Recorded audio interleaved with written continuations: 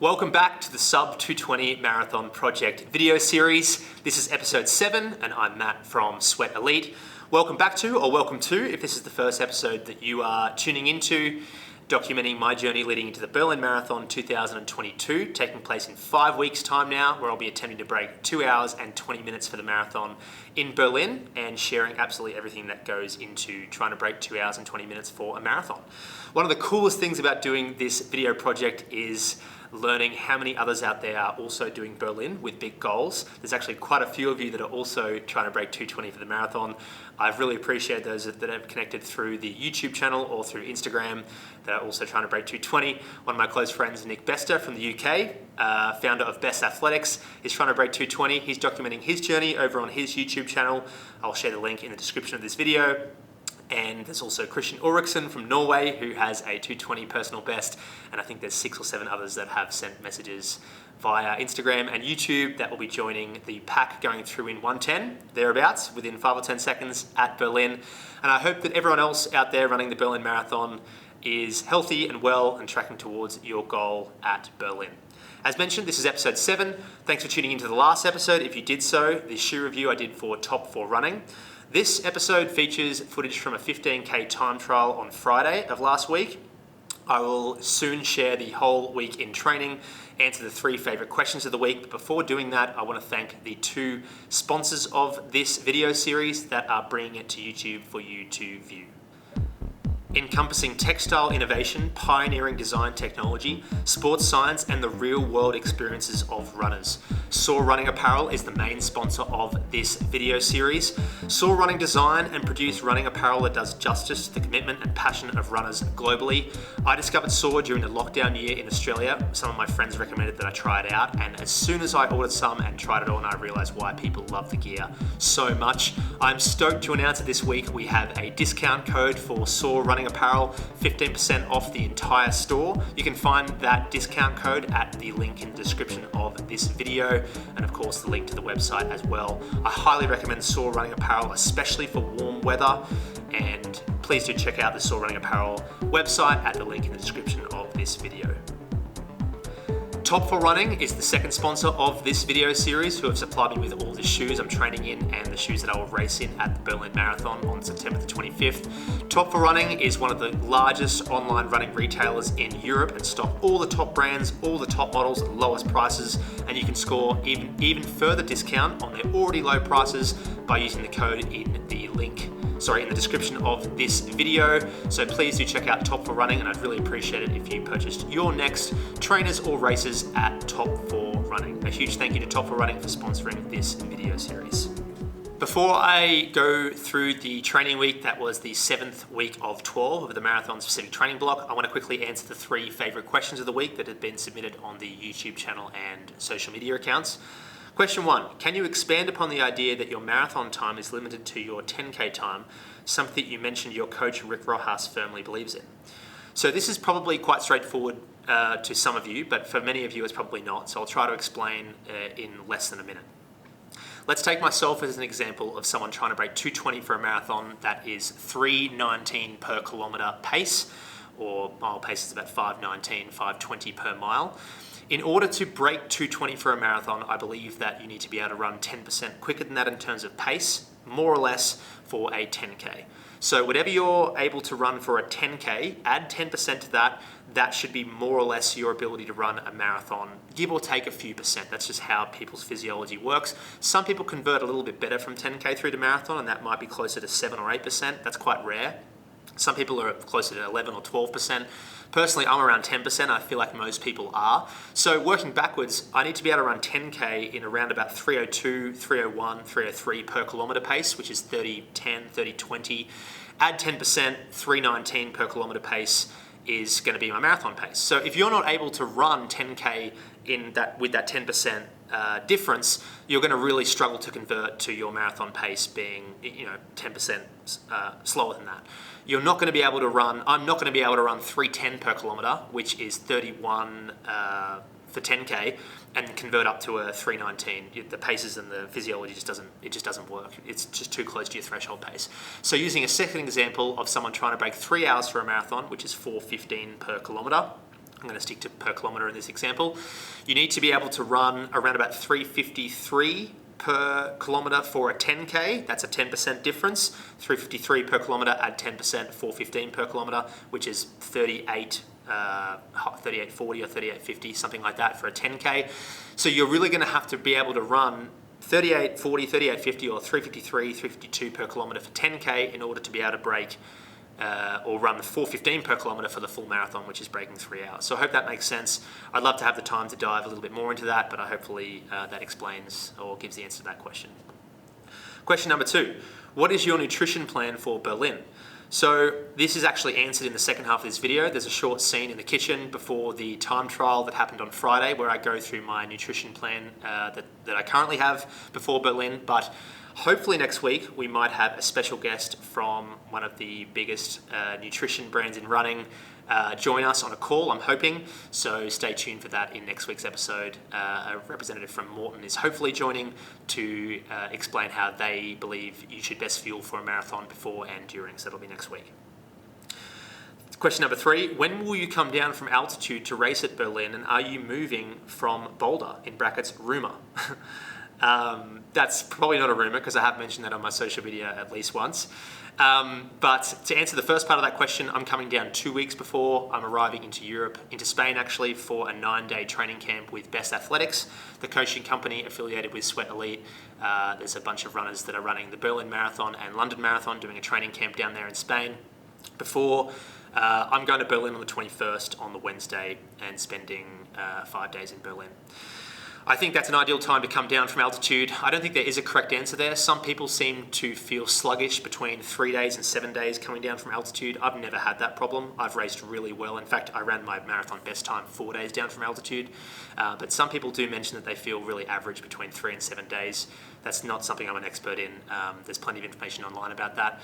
But I do believe the best time to come down is probably around about 1 to 2 weeks, if possible. Of course, if people are working, you might not be able to do that. But yeah, I'm coming down 2 weeks before on this occasion. Am I moving from Boulder? I am. In fact, when I'm leaving to Spain, I'm shifting over to Europe for some time. There is something I can't actually talk in detail about just yet, but a new work project that's happening in Europe that I'm going to be a part of. And I'm most likely going to be based in London, but I might be spending some time in Spain and other regions of Europe. I was already thinking that this is probably going to be a good move for us anyway, even prior to this project that I'll be able to share more about very soon, purely because I think that the openness to work on video projects from athletes and teams in Europe and the UK is a lot greater than in the US. There's athletes in the US, many of them that do not want their training sessions published on YouTube, and that's completely up to them. It's their training, it's their career. But I feel like in general, there's a lot more opportunity for us in Europe. Especially with our focus currently being on video. So yes, I am moving from Boulder in a few weeks' time. Of course, I'll be back and probably doing some short-term projects here, but I am shifting over to Europe and really excited to do so. So the 7th week of training of the marathon specific training block, 12 weeks long, started on Sunday, the 14th of August, 15.55 miles at an easy, moderate pace or effort, 6:47 per mile. I'm really enjoying these cooler mornings now. This week had a huge shift in temperature, which has been great. We're running in sort of 16, 17 degrees Celsius, which is a lot warmer than Berlin will most likely be, but it's a big change from 23, 24. So it's been a lot easier this last week. I took Monday off training, advised by Rick. I hadn't had a day off in a few weeks. On Tuesday, I did a track workout in very heavy rain. I had to adjust some paces a little bit, but it went 1.5 miles or 2,400 meters, 2K, 1,600 meters, 1,200, 1K, 800. We started at around about 3:12 per kilometre, 5:10 per mile, and worked down to around 3 minutes per kilometre at the end. I think the 800 was in 2:24, 4:50 per mile pace. Did this one with Freddie Ovett, a long-time friend who's now a professional cyclist. He paced me and will be joining a few more runs with me before he also does Berlin.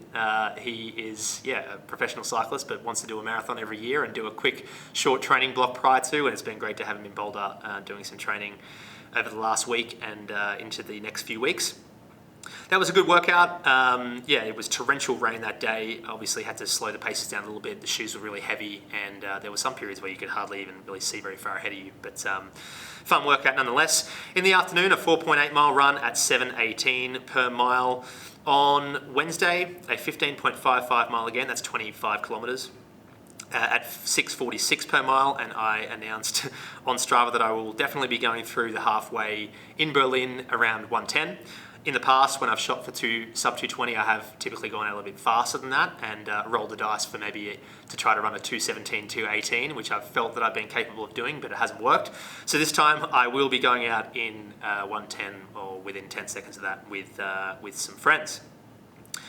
On the Thursday, the 18th of August, an 8-mile run in the morning, preparing for a time trial the following day. So 8 miles at 7:17 per mile.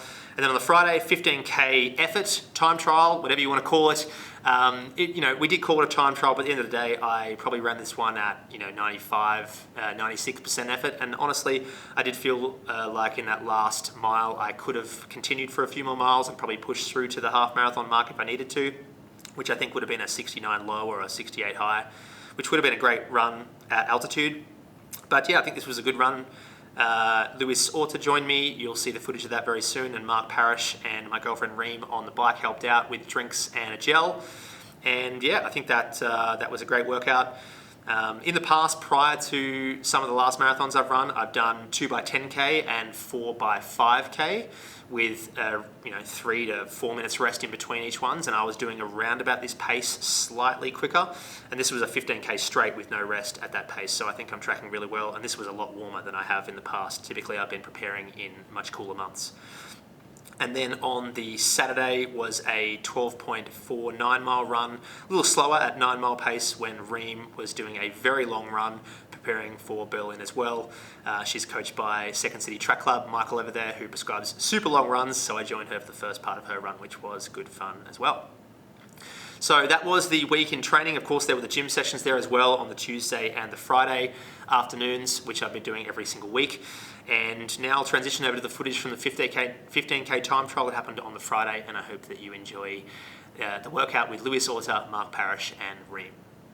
So it's a very early start this morning, 4:34 a.m. for a 6:30 warm-up start. I'm trying to simulate race day, marathon race day as much as I can here, despite the fact that pretty much most of what I'm going to say is not really necessary for a 15K.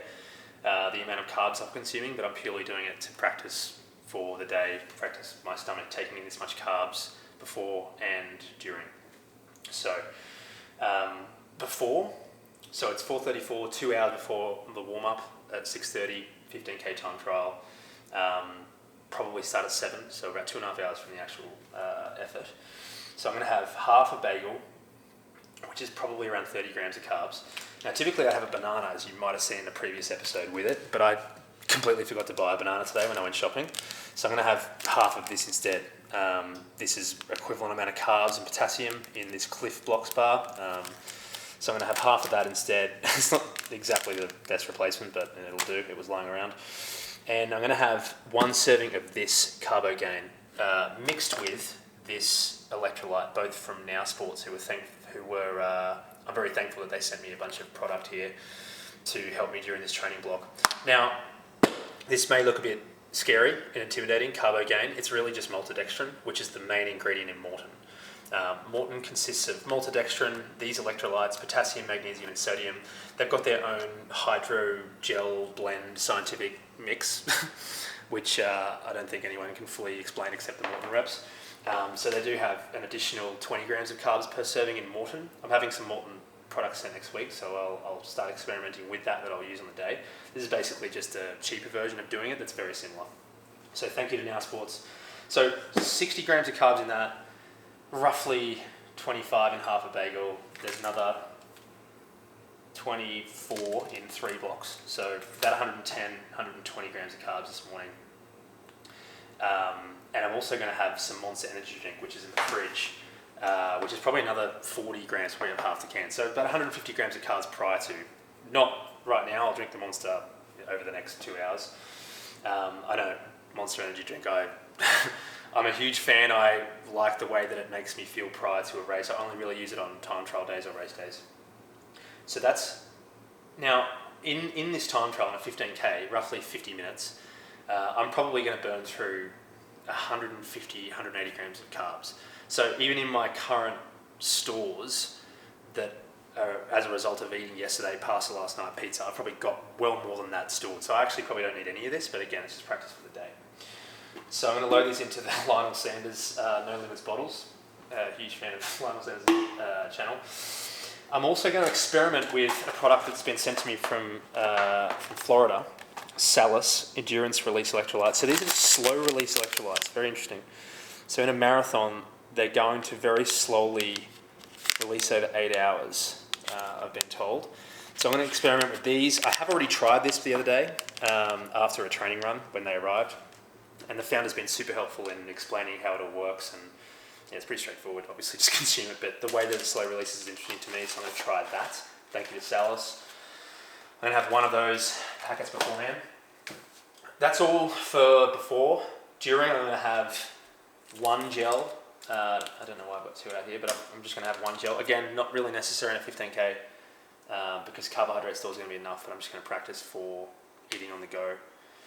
And what else do I have? I mean, I use a magnesium calcium supplement before bed, just apparently it's helpful for sleep and muscle recovery. So I have that at night. I have fish oil, mainly because I just don't like seafood at all. And I know that it's pretty critical to be having omega-3s in your diet for brain and heart health. So I have quite a lot of them every day, at least 5 or 6.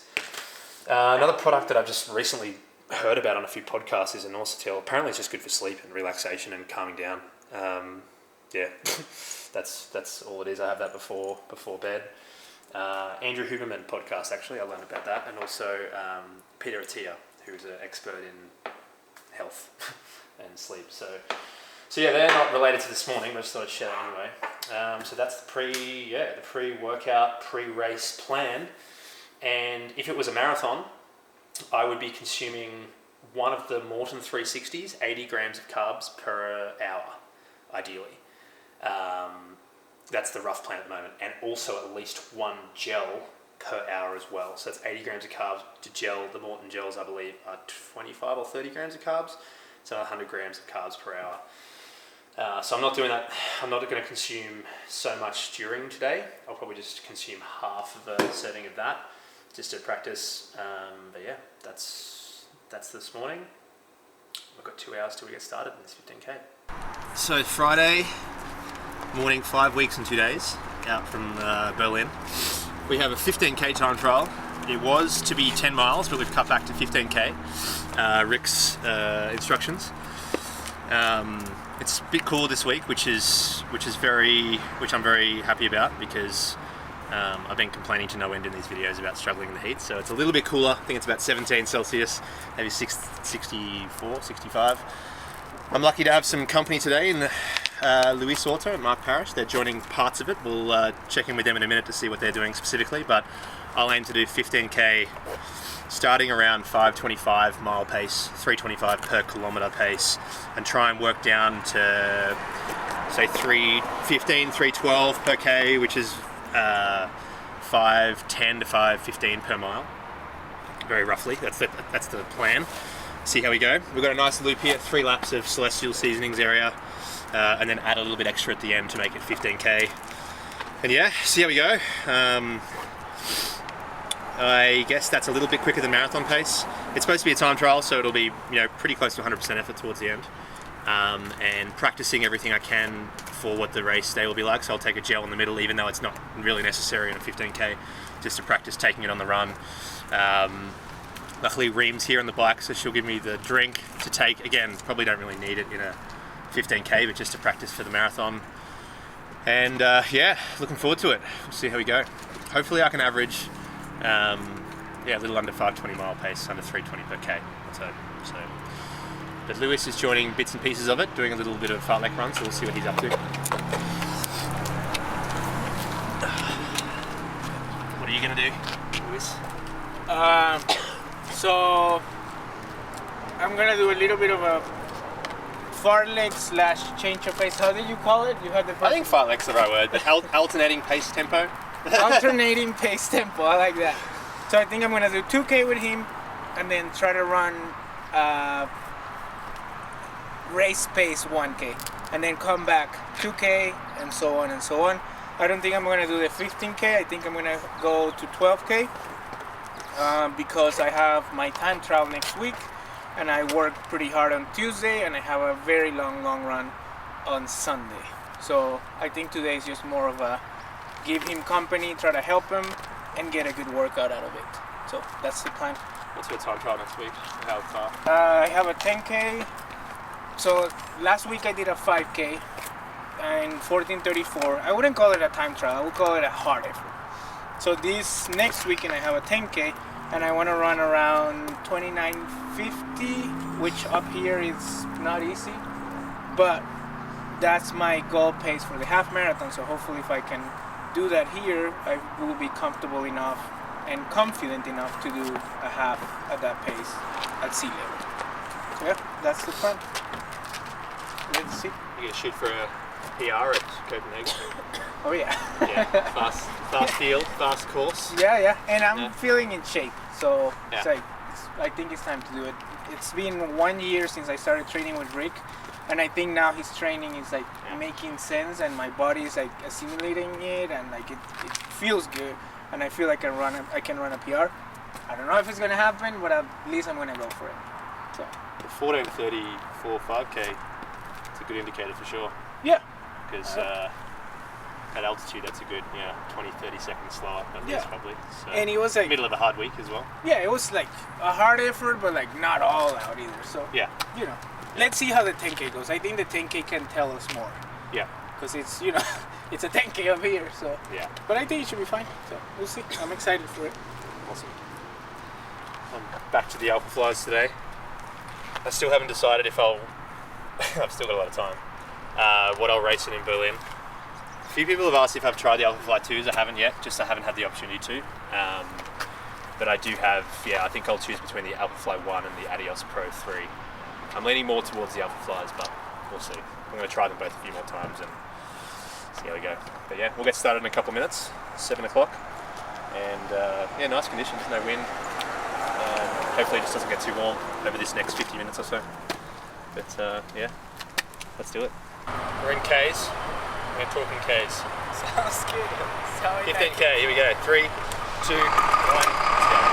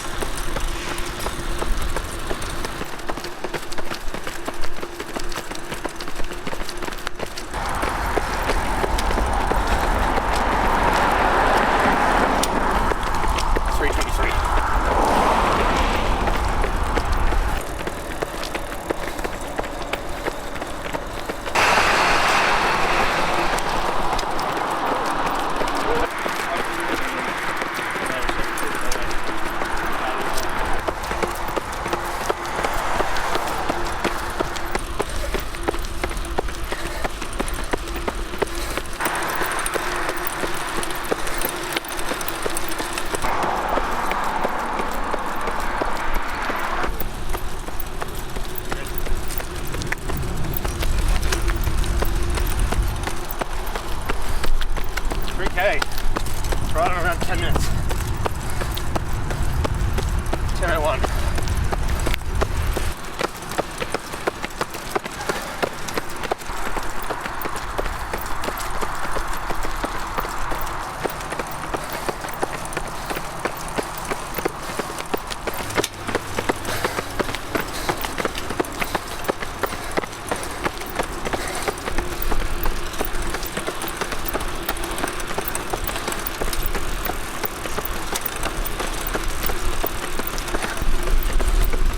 Okay, she's saying 28.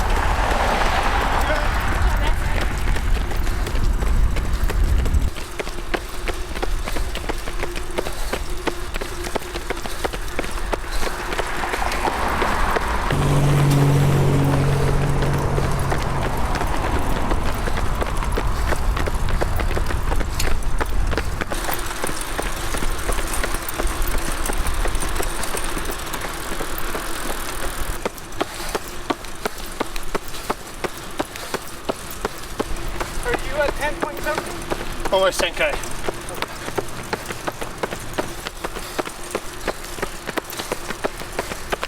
32:52. 10k. Check it out.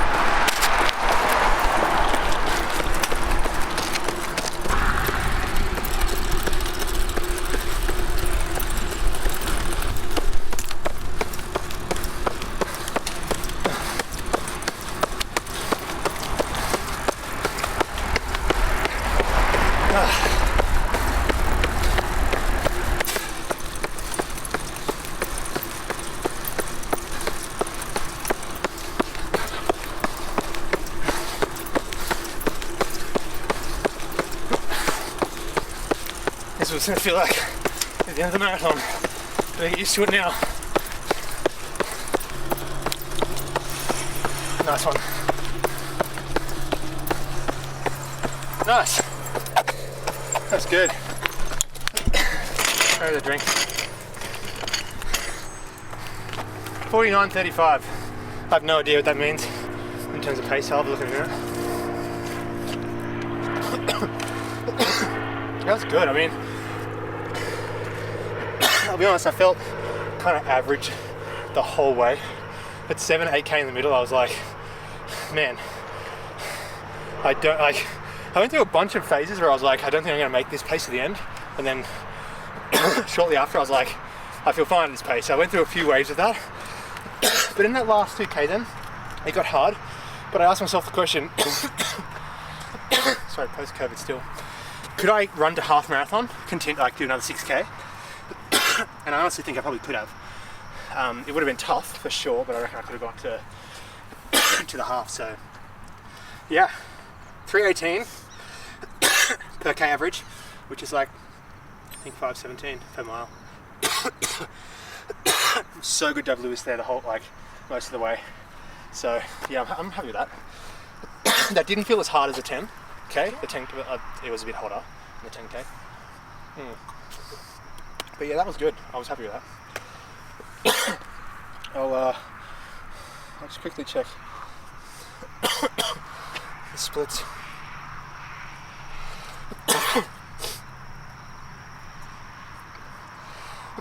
Yeah, so we pretty much started at 3:23 and quickly went to like 3:17, 3:18, and basically just stayed there like the whole time. We didn't really progress down to 3:12 like I hoped.